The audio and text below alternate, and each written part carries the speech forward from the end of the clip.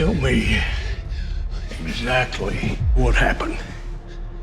So I just recently went to the cinema to watch The Gates with my guy, Mason Goodin. I thought his dad had loads of charisma, and that's been passed down to his son. Derek has an interesting relationship with authority that I think plays a heavy role in his arc as a character. I don't know if he's ever experienced a lot of the same type of hardship that you would think implicit with his skin color. A lot of his friends, whether it be Kevin or Tyon, have maybe been profiled or taken out of context in a lot of ways that are actively harmful to their well-being, where Derek has enjoyed a level of privilege and affluence. Now Mason hangs out with his two boys, Keith Powers and Algee Smith. Algee Smith, come on, you know who he is. He's the guy in Euphoria who gets to Sydney Sweeney all the time. Well, actually, no, he rejects her because he doesn't want to go out of her because, I don't know. My God, this guy is so... Oh my God, he's probably the same height as me. I could just superimpose my... Hold on 1 second. How did I not get a job role in Euphoria as that guy's character? I mean, seriously, I need to get myself an agent. Even the things about Kevin that I didn't fully relate to, I had to put my pride to the side and say, you know what, I have to do Kevin justice and serve his perspective, which may not always be the right perspective, but y'all can be the judge of that when y'all see the build up.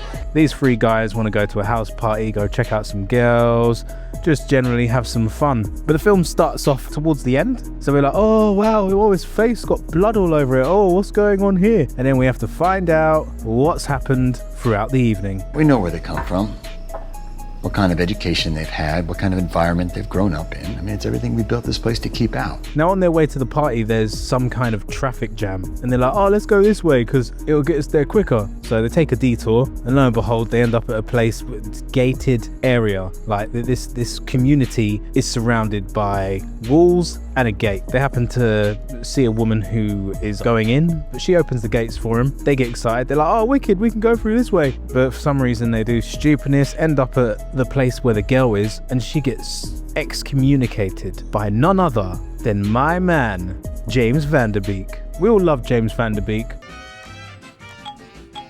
Yeah, Dawson's Creek, James Van Der Beek. Yeah, I think it's best to beep out that bit. But herein lies the major issue with the film. James Van Der Beek is not imposing. He's not scary. Like, he's basically miscast in this film. And then the villain, that was like an incredibly important role. And we talked about a lot of talented actors. And we kind of kept coming back to like, would James Van Der Beek ever do this? Like, he's done so many things, and John actually got a chance to sit with him, send him the script and talk to him, and he was like, James actually really believes in this. I've seen him play evil before, like The Rules of Attraction, but The Rules of Attraction works for James Van Der Beek, whereas The Gates, it should have gone to an actual beefy man.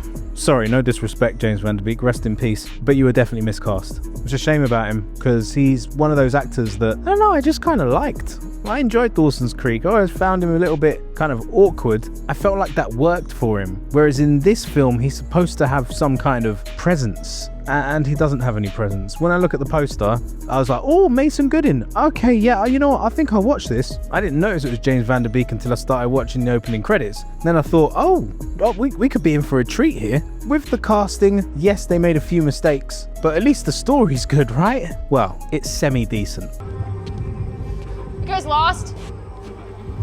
How could you tell?